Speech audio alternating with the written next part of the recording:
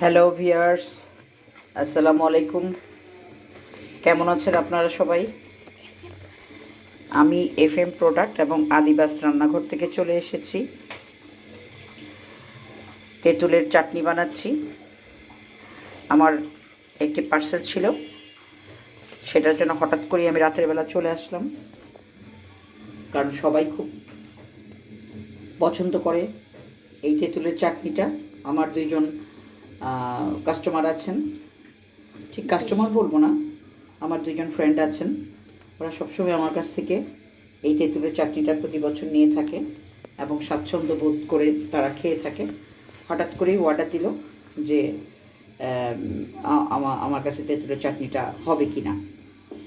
তো এই জন্য রাত্রেবেলা চলে আসছি সরাসরি এই তেঁতুলের চাটনিটা বানানোর জন্য। তারপরেও খুবই লোভনীয় তেঁতুলের চাটনিটা।